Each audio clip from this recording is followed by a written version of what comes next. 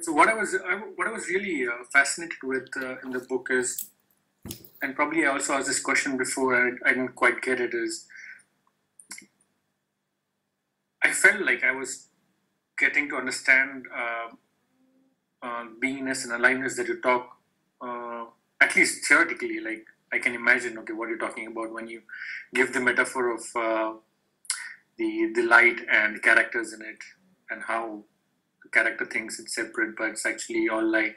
So I get that, but I always kind of start thinking: is this aliveness is the property of the body or the property of the person? So when the person is born, just by the nature of it, the aliveness comes into being. No, But but I can understand how that interpretation happens because it does seem that way. Like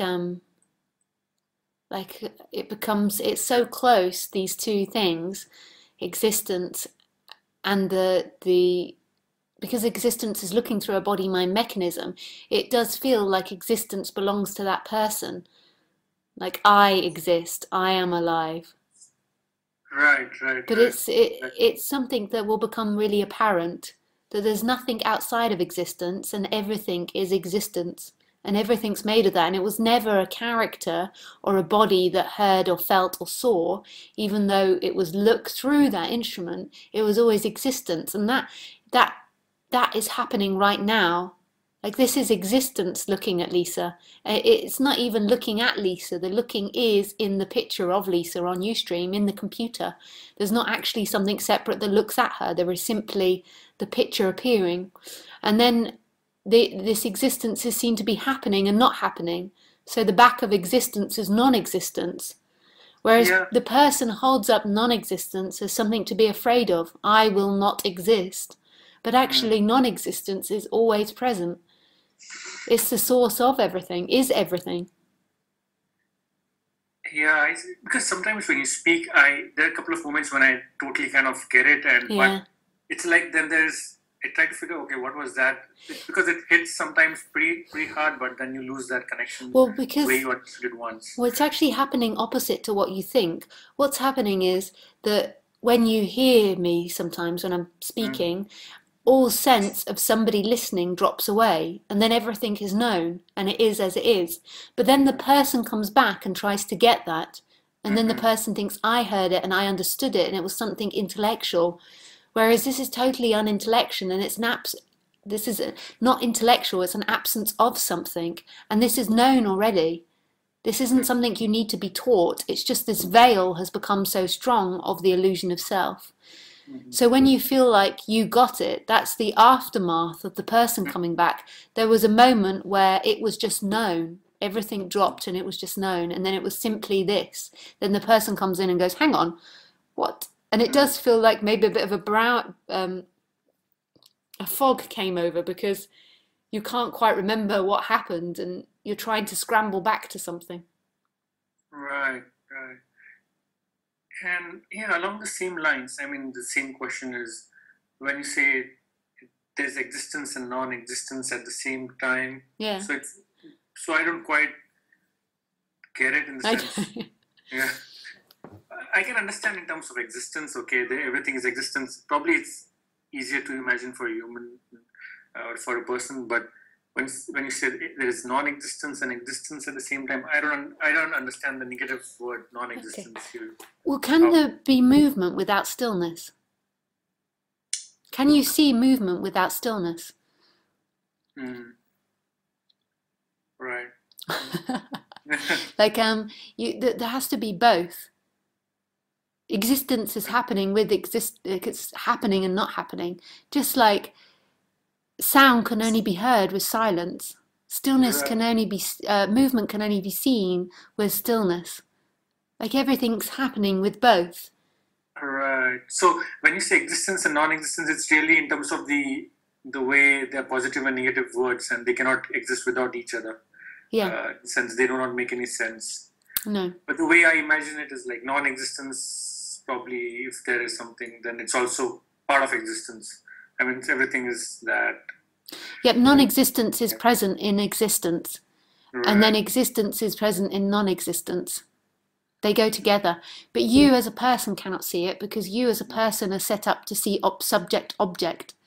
So the body is designed to see objects, but it just becomes apparent when life stops hiding that this is happening and not happening. This is and isn't. This is moving and not moving. And no matter how many times you have said that the person cannot understand it, No. so it's hard to stop not trying to get it at some level. No, you don't need to get it. It's happening beyond you getting it or not getting it. Because the getting intellect comes and goes. If you had your brain, if you bumped your head, you would forget it. Right. So it's really not to do with the intellect. It's something waking up that's always been there. Yeah, and probably my effort to understand is probably so that I can carry that understanding and feel good about it. Probably, but also that's the side effect of what happens in the human. It always claims things. So this is being heard, and then the person wants to hear it. So this is being heard beyond the person, and then the person wants to hear it. The person wants to feel like it got its money's worth. Yeah. Exactly. It's always got to stick its little nose in, but it's so sweet. That's what it does.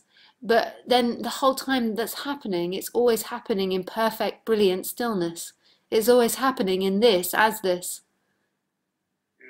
And there's nothing that can die. You can't fall out of existence. Like we think that we can fall out of existence. We think that we're separate objects that can fall out of this. You can't ever fall out of it. Like the back of this, is non-existence. So everything is made up of non-existence. And before, when you think you'll die, you think you go to non-existence, but you can't. They're dependent on each other. Okay. Yeah. It's so magnificent. And what a play it's doing. It's the most creative play there is. So, I mean, when you say, okay, so the separate self that you talk about, it's kind of aliveness playing the game of being separate and trying to find itself, as I think people talk about it. So then that's what's happening, right? I mean, in the sense that's what it is. In the sense, it's not really bad or good. That's what it is. But when existence is found, when there is, you say, I mean, when there is awakening. I mean, why is awakening a preferred state, or why do people look for awakening when it's being said that it's the same aliveness playing the game of a separate self, and it's the same aliveness that stops playing it at one point? Then why is that state seems to be attractive? I mean, why am I not satisfied with the answer that okay, it's beingness playing a game of a separate self? Okay, so that's fine as well, but that somehow doesn't seem to stop the seeking in some ways. I don't really know how it's all set up. I look at it like existence wants to express every possibility, and it wants to express the possibility of people looking for itself again. Because what happens is when identification starts, which is quite early on, is the separate person, so the separate self starts, and then it believes that pleasure is freedom. And it moves towards pleasure, but it can never feel satisfied by that movement, the separate self. It never can feel it, because pleasure comes and goes. You have it for a few minutes and then it's gone. And then it thinks, well, that object wasn't it. Let's move on to the next one. And then so it constantly goes through life feeling a little bit disappointed because it's been sold the idea that it will one day make it.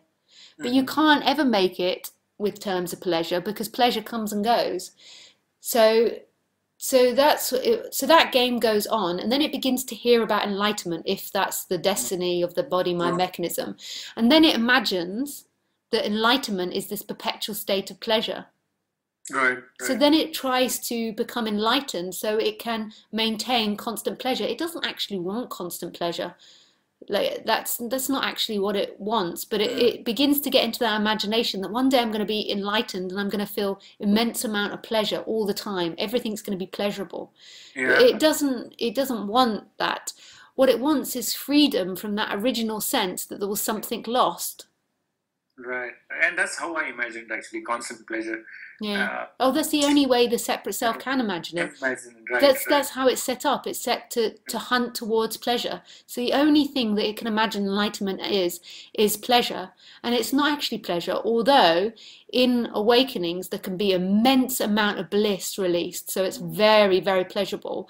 But it comes and goes because that's a chemical reaction happening in the world. And something that we all know about the world is that everything is always changing. So those chemical reactions will always change. But so a lot of people get very confused by awakening and they think it's the bliss, but actually what's right. happening is that this is stopping being subject object. It's stopping happening to someone.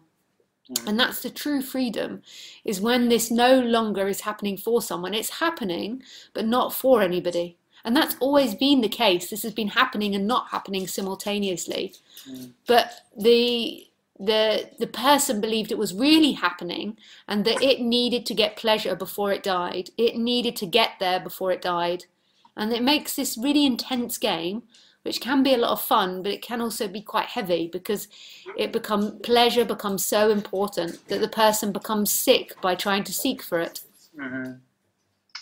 Right. And can we talk about a little bit again about aliveness, in the sense that when your book, like you mentioned, is on page 36, that aliveness is prior to I am the body, so it does not stop or start or stop anywhere. I mean, does it mean that does that mean like everything is aliveness in the sense that before, let's say, my body was born, or it was in some form of other energy, now it's got converted, or to let's say embryo was formed and now it's like a human body. Now it will get destroyed and it will be part of the earth. So is that aliveness getting converted into one form or the other, and then the body comes into the picture when it's born and says, okay, it thinks I am born, it thinks this is my life. Is that how? Okay. But actually existence is there prior to the body. Now what I mean by existence is what is. So why it gets confusing is because existence is looking at what is looking at itself through a body-mind mechanism. And then this identification comes with feeling, thought, taste, touch, sight, and hearing, and thinking. I don't know if I said them all or too many. So it begins to identify with all of that, and it always looks at existence as if that's somebody experiencing it, that those 6 senses equal somebody's experience. But all those 6 senses are constantly changing. Right. They're constantly in movement. That doesn't equal anything. That equals appearances happening. But the commonality in all those appearances, in all those combinations of experiences, is that it is. But that is has no colour. Okay. Colours appear in it. Like, so it's not just seeing or just feeling or just a heart sensation of love or just pain or just pleasure. It's all of them, but none of them. Isness is always changing. Existence is always changing, but it always is existence. So when you talk about the senses, like existence is looking through the body-mind mechanism using these senses, and what some people talk about, like even if you take some non-dual teachers who are considered to be purely non-dualistic, like say Tony Parsons, or I mean, they mentioned that like what happened to Tony Parsons was that like he was walking and I think he mentions in his book that he was just at one moment he forgot everything and started looking at his walking. So just the sense that through the touch sense, I don't know what sense is that, skin or whatever. So, and that, okay, what I'm trying to say is probably, is thinking kind of the secondary sense, and touch, sense of touch is primary, like? No, there is no sense that's the most important one. I would say the strongest one most probably is in is in thinking. we've got such active ability to think. When I mean to say strongest, in the sense that the most, the one Closest that to existence. creates the least image of that person. Like, if I think, then I'm thinking as, let's say, as a person in time. But when I'm touching something, drinking something, then I'm probably getting a break of that image and all that whole cycle. So Not necessarily, because if touching is as if somebody's touching, then it's still identified. Like it feels like somebody's touching. Really, there is no body touching. So it's not like one is more identified than the other. so it's not like, but certain meditations do recommend, like, none of the meditations recommend thinking about something. They recommend, okay, feeling the air, or like listening to the bird or something. No. It's easier to get lost. But that's just somebody doing that. That might make the person more peaceful. Like so when the person's like really suffering, if they were to put the focus on like a tree or something in the flow, it might make them more relaxed, or the breathing. But that's got nothing to do with it. It's not happening to someone. That's another action happening to someone and someone doing. This isn't got a center. Right. Okay. Like it can't. It's not the same as like as someone being in the moment. Like the thinking and the character can still carry on. The character's like, oh, what shall I do this moment? What shall I do next moment? Oh, I've got to walk the dog. I've got to speak to da. So all of that can carry on, but it's when it stops happening to somebody that the freedom is. It's nothing to do with any activity that the person does, because that's always about things. That's always about something being more it.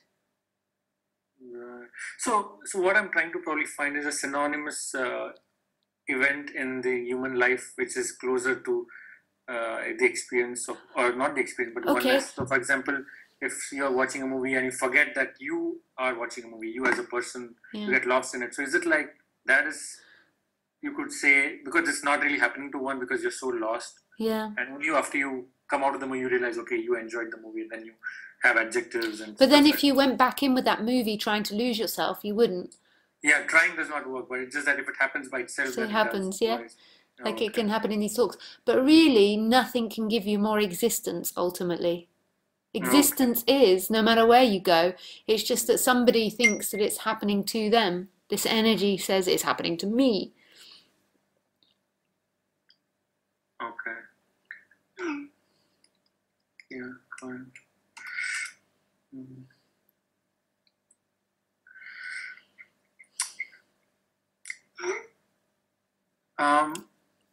And along the same lines on aliveness is, you also mentioned is in the book, probably, yeah, when the shift happens, everything awakens. In the sense the person gets lost, so basically is it like the existence does not experience through the mind body anymore, or there's just it does experience through the body mind mechanism, but there's nobody in relationship with anything anymore, so everything is it. The character carries on, but there's nobody in relationship. Yeah, it's actually very hard to imagine that the character carries on but without any relationship to anything. It's just not the center of the world anymore. There's not anybody in relationship with anything anymore. The character is a part of everything, like it always was.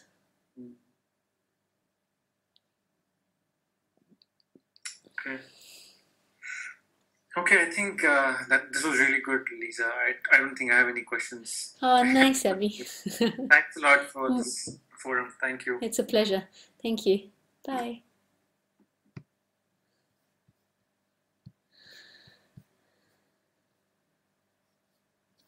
I have some other people asking to speak, but I think that's enough now. Been speaking for quite a while. So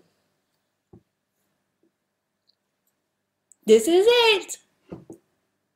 This